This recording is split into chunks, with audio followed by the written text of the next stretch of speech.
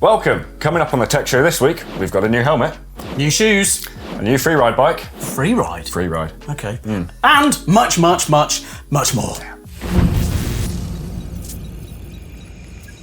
Right, before we dive into our topic, if you've not watched Hattie Harmden's, and I've got to say her name right because I got it wrong several times in previous videos, so very sorry, Hattie. Yeah, she's got a pro bike check. We did it on the weekend, and you should go and watch it if you've not watched it already. And that's not just because it's really good. It is good, but also Hattie won an EDR on the weekend. So that's Enduro World Series, formerly known as. And it's important that she won on this bike, and it's really fascinating that she won on this bike because I think it's the first time, we in the office think that a belt drive and gearbox bike has won a World Cup, like top tier level race. So that's cool. Yeah. Is that the tables have been turned? Is that the end is nigh for the kind of chain, cassette, all of that? Metal bits. Yeah. All the metal bits, they're going to be gone. Yep. We did a really cool video, or sorry, should I say, you did a really cool video recently. Collective, yeah. Good. Bedding in brakes. Bold claim in the video was it was something you can do for free that will improve your bike. It's an extra step or two, but it's free, and unfortunately with biking, it's very few things that are free to boost the performance on your bike. Yeah. So it got us thinking around the office, what other things can you do to make your bike perform better, last longer, and ultimately get you more G'd up for riding, boost that post-ride feeling. So we jotted down a couple of ideas. What have we got? Right, yeah, okay. Free tech stuff. Normally we don't do free tech stuff. No. Normally it's got a big sticker price, but here's some performance upgrades that I think, and you think, and collectively as GMBN Tech, we think are just brilliant performance upgrades. Maybe you're doing them already. But right, first, air pressure. Yep. I mean, yeah, with the right pressure in your tyres, your bike will have more grip and it will ride better and it will roll better. So that's better for everyone, whether you're kind of like a racy, go far cross-country person or whether you're more of a sort of go-nar tech fan. And here's, I guess, the fun bit in the fact that with that right pressure, you're going to have that more grip and you will roll more efficiently, which is this wonderful thing that you get for free. So it's not just for races, it makes it easier, which is why efficiency is so important for everybody. And yeah, the right pressure isn't just pumping them up really, really hard, because that kind of myth about high pressure meaning more efficiency has sort of been blown. So yeah, getting the right pressure is key to get the right grip and get that smooth, efficient rolling speed. So yeah, that kind of magic speed will help you be XC rider or one of those kind of like more tech NAR riders. And then setting the right pressure will also help you protect the wheel rim. Yes. Make them last longer. Exactly. Prevent your ride stopping abruptly if you smack it on a rock or something. So. Exactly. So it not only makes your ride experience better, but it makes your parts last longer. Yes. Winner. There we go. There's also another pressure thing that you can do. Yeah. Yes. Which is your shock and your fork. So getting the right sag, we've done a video, and I know I bang on about this quite a lot, but if you get it set up correctly, and it will be specific to your bike and probably specific to your shock and fork as well, but if you get it right, again, you're going to make your suspension work as it was designed to. So you're going to get more grip, you'll have more speed, your bike will work as it's meant to do, and you'll probably not, break expensive suspension stuff. So yeah, there you go, for free. Okay, what else we got? So we've got oiling or lubing your chain properly. Yes. So we'll say drip it on, not spray it on. It's classic, we've seen it lots working in bike shops, things like that. So we've seen over-lubing, which does attract dirt, be it wonderfully dry dirt like we've got in the UK at the minute, liquid loam or mud. And then what happens is that builds this grinding paste which prematurely wears your drivetrain, which isn't fun and can get quite expensive. On the flip side of that, there's under-lubing your chain, which then is metal on metal, and again, prematurely wears your drivetrain. So it's like a fine balance in the middle you need to make. Yeah, no, but again, it's one of these things of like, okay, the lube isn't free, but putting the right amount on, that's right. Longevity. And, it makes your chain last longer. It probably makes your lube last longer because you're not just pouring it on like hot sauce. Very good, like that one. Okay. It's my favourite. I'm mentioning it again. Might be a trigger for some of you out there. So we've done a video recently about bedding in your brakes. And there were comments on there that were very much naysayers, talking about the fact that, I've never done this. I've had loads of mountain bikes. This is rubbish. This doesn't need to happen. You don't have to do it. I'm not telling you that you have to buy a £1,000 brake set to get the best braking. What I'm saying is that if you bed in your brakes, as per, I'd did a video where we've got 2 steps, but whatever your brake pads or brake system will require a dedicated setup. But if you do it, the pad manufacturers and the brake brands both say, they both agree, that you'll get longer life and better braking. And for free. So yeah, agreed. Like if you've not done it and you feel like, oh, it's another thing, it's more faff, that's fine, you don't have to do it. Yeah. But maybe that next set of brake pads you can just try. Yeah. Because it's for free and you'll get, better braking. I mean, it feels like a no-brainer. But yeah, you can find me in the comments. Regular bolt checking. You're going to have to bear with me on this one because it's a little bit more safety orientated than performance. Yeah, I mean, it's not quite as exciting as setting pressures and getting more grip or more braking power, is it? But I guess having bolts not come loose is actually, that's quite exciting. Yeah, like a having bits attached to your bike. Tight bike is a fast bike. Yeah. So, be it, make sure cables are clamped tight. Yeah. Brake bolts are tight. Yeah. Pivot bolts are tight. Yeah. Like ultimately, you don't want your bars rolling round.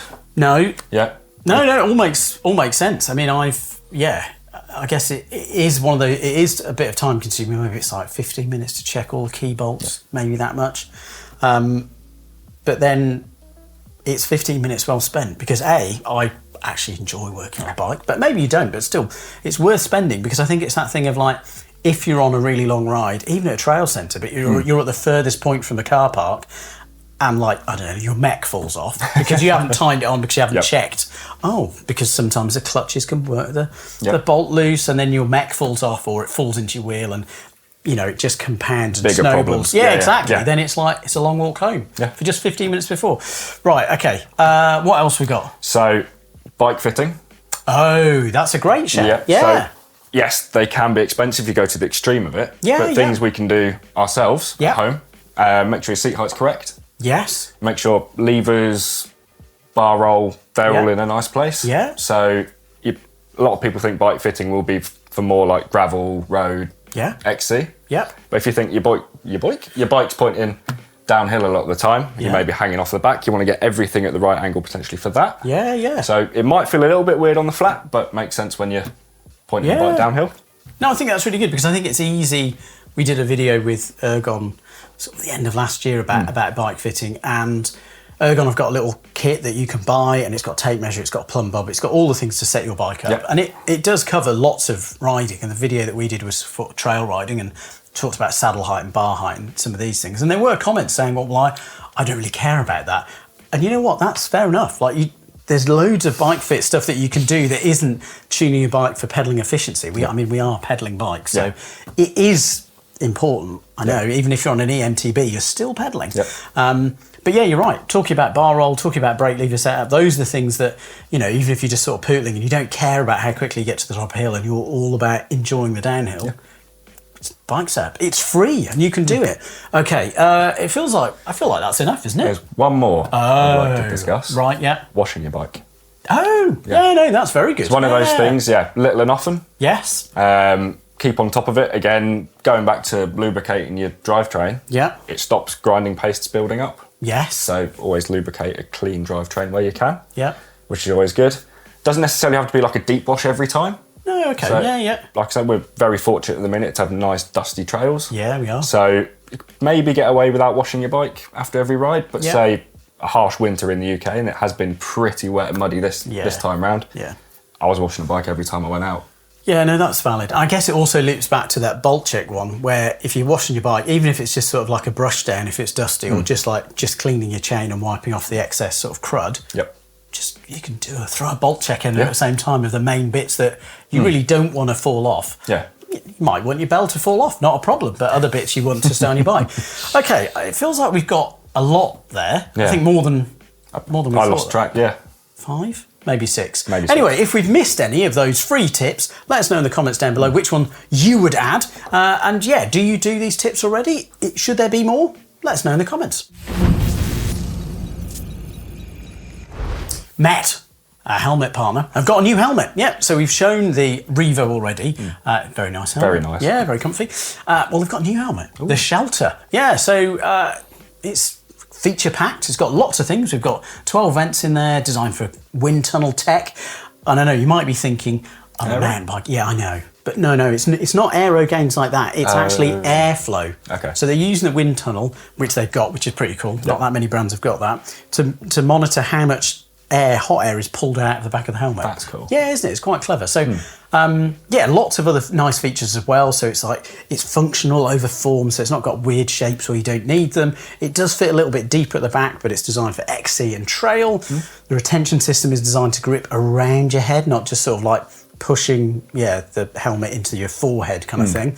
It's got eye ports for glasses. If you take them off, I wouldn't be able to see if I took mine off. Neat looking peak as well, and 7 colours. 7? Yeah, 7. Wow. We've got black, we've got blue, we've got clay, a yellow, a white, olive, lime and a forest. 7 colours, 4 sizes, which is interesting. Lots of helmet brands do just sort of 3. Yep. And someone sort of misses out. But with this helmet, Met have decided to do an extra large as well. So the size range is sort of pulled up. So the small is the same as I think their other smalls, but they've got this extra size, which I think is really nice. Other nice thing is it's a Virginia Tech 5-star rated helmet, so very safe. And there's actually 2 versions. There's a MIPS version at £89, and then there's a non-MIPS version at, well, basically £70. That's a lot of helmet for not a lot of money. Yeah, it is. Yeah, I think I'd just go for the MIPS one myself. 100%. But yeah, good to have options. Right, other new stuff. Cool. So Crank Brothers now, cool partner of ours. Yeah. They've come out with, well, I call it a new shoe. It's been out athlete only for a little while now. So it is I think I saw this. Yeah, so that lovely black and blue swirl version of their popular mallet boa shoe soon be available for you guys at home. So you don't need UCI points to get it. Well, there we go. That's good. Cool. Yeah. So the mallet boa is part of the dominating DH and Enduro pedal system. So these are designed, they're a high performance shoe basically. So cleat boxes in a nice rearward position, nice stiffness to the sole as well. Boa closure with a little Velcro strap as well. As the name suggests, really cool black and blue swirly colourway.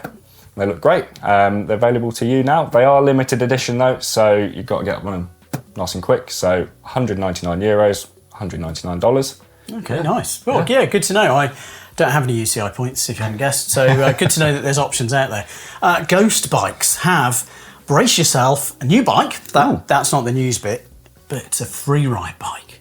I know. Do you remember Free Ride? Yeah, I know. Yeah, it's making a comeback. That's cool. I mean, some people will be in the comments and saying it's never gone away, but I'd argue about that. Anyway, new bike. It's called, well, I don't know how you pronounce it. Is it Poacher, like you're a trail poacher, or Poker? Need to check on the name. But what we do know is it is a burly free ride bike.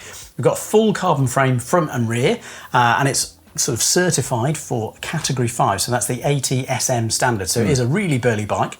It's got flip chip, it's got a reach adjuster. So the chip flips from a high and low, so it changes the bottom bracket, but that also changes your seat angle and head angle to suit your terrain and riding style, is what Ghost say.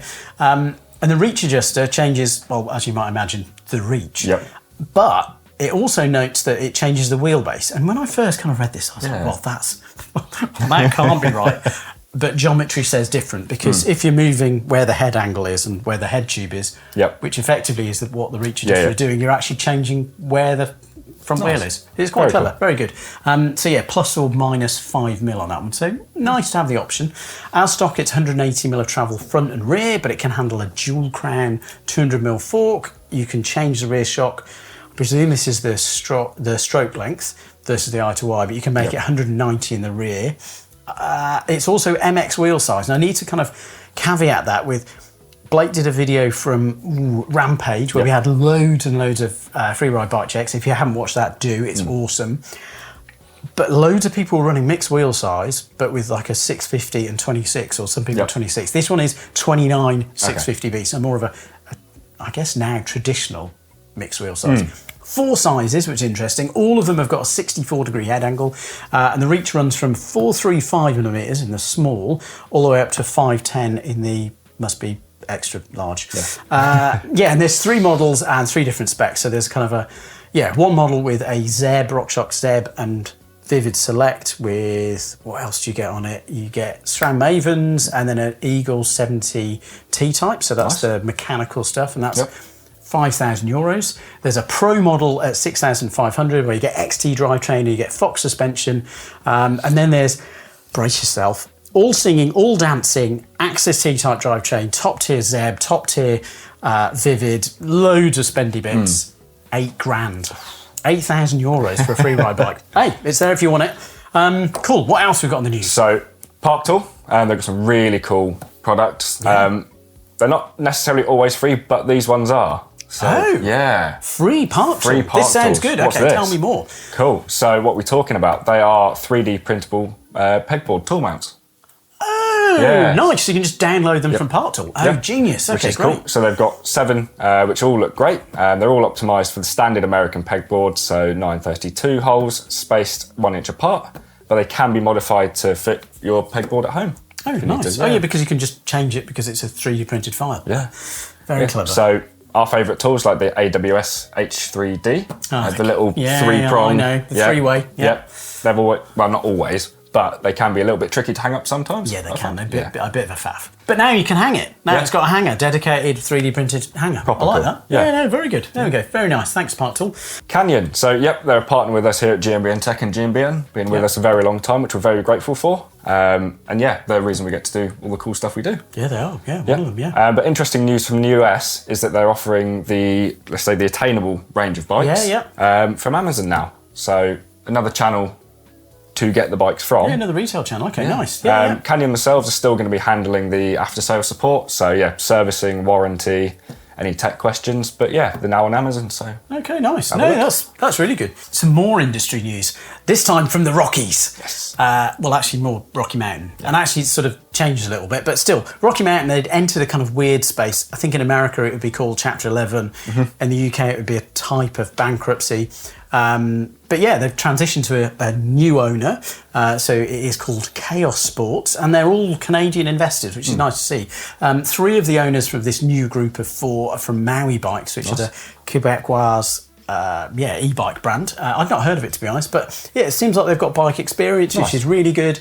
And it sounds quite positive. So R&D is said to restart in North Vancouver. So fingers crossed that Rocky Mountain, a really storied brand, are going to kind of get through these tough times. Fingers crossed for them. SRAM now, so GX Eagle AXS transmission upgrade kit. Oh. Bit of a mouthful. Yeah, it is. If you just bought your new bike with the mechanical SRAM Eagle 70 or 90, and you've got the FOMO of not having electric gears, fear not. Yeah. So this new upgrade kit, it includes the mech body, shifter, battery charger, and the power lock. Oh, okay. Essentially, it allows you, it uses the cage from the mechanical mech. Yes. So I say it is a very user-friendly way of doing it. Yeah. Take the cage off, pop it on your new mech body, pop it back on the bike, set it up, and away you go. Okay, I mean, that sounds good, but what about pricing? So it is $550, €650, or £570 if you're here in the UK. Okay, yeah, that's a bit of an upgrade, isn't it? Yeah. Okay, moving on to cool stuff. I've got to remember it's stuff that we've seen this week. What have you seen? So Alex Rudeau riding the inverted Fox Fork that you saw at Sea Otter. No, very good. It is getting used in the wild now, so is it getting close to production? I wonder. This time from Dan Booker, who has got an incredible story of how he became a rider, but we'll keep it tight and short. Essentially, conditions changed. Yes. And if you haven't got a fender or you weren't running a mudguard, having clear vision or not having clear vision would be problematic. So, the classic. Cut up an old inner tube to create a mudguard. I like it. Yeah, no, very good. I guess this is the very opposite end of the mountain bike spectrum, because this is Lachlan Morton with another rad build on his Cannondale Scalpel. So he's got another monster FKT. I think he's completed it.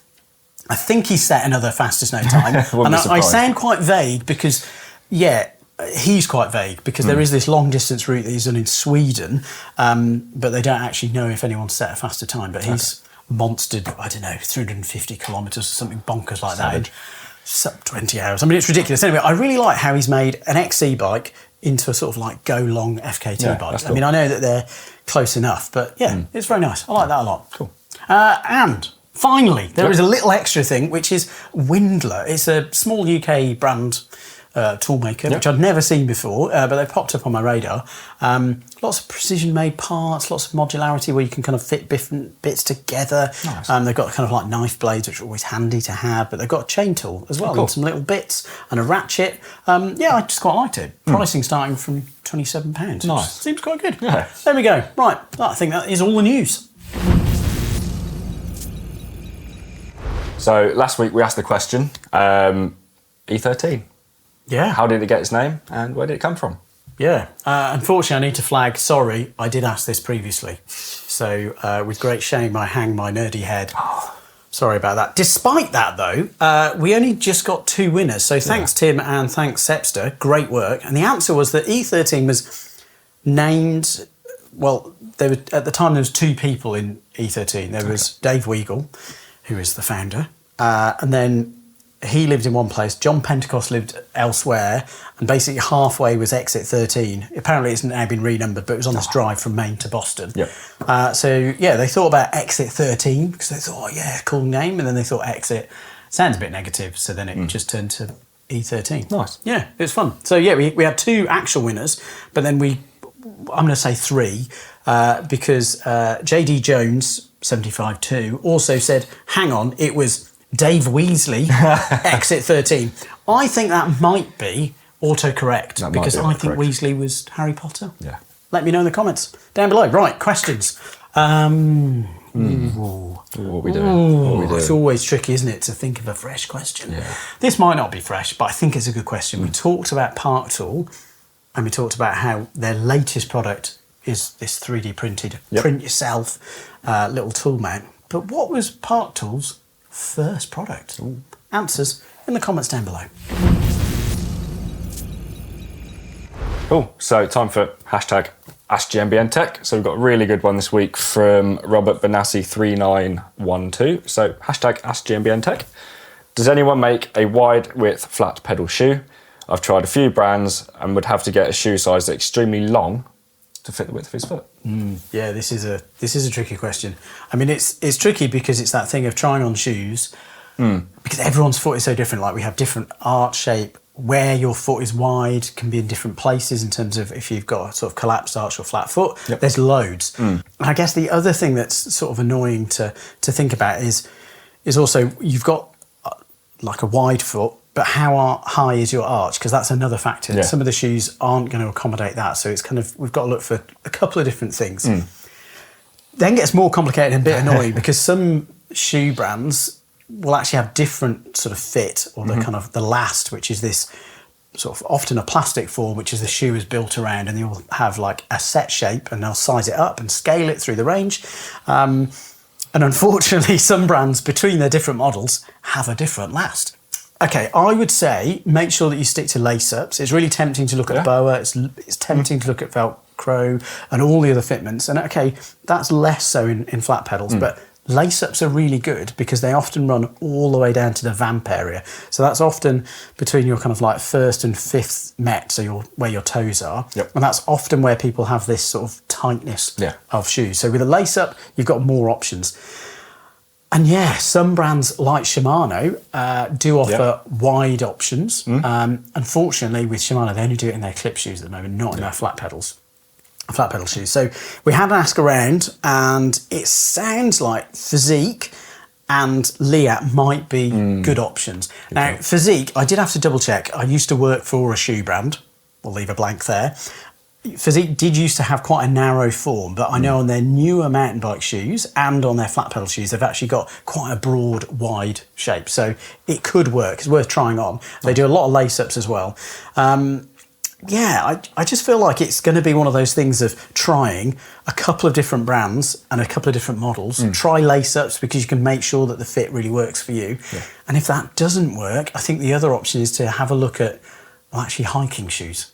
You're going to get a kind of a good hiking shoe. Again, you'll have like one that laces up all the way down to the toe, maybe some of the approach shoes that are out there. I would just sort of flag, if you're looking at riding in them, make sure they haven't got an instep or a sort of cutaway section. 100%. You want them all flat. Let me know how you get on, because it'd be really good to know, and it'd be really good to share that information with all you out there. But let us know in the comments down below if you've got a burning tech question, or if you've got great advice as to which is the best wide shoe for flat pedal riders that you've tried. Let us know. Comments, my favourite part of the show. And exciting news, because last week we introduced Adam, and he's here. He's here again. Hello. Look at that. 2 shows in a row. Excellent. We talked about, not just are DH bikes worth it, but are they still kind of current? The general vibe was, from your argument, is yes, they are. I was sort of wrong to say, they're not that valid. And actually, the comments proved that you were very right, and right to campaign for the DH bike being there. So comments, what have we got? So we had a really good one from @Robin's Horoscope. So I've had a DH bike for 4 years now, in addition to an enduro and all mountain. Honestly, the discussion you guys had is one I've had with myself countless times. The DH bike is only for lift access parks, obviously, and it's great for ploughing through chunder, but it's not good for at jumps or manoeuvrability. Yep, there is that. And it made me really have to ask myself, is it the right bike for even a place like Whistler?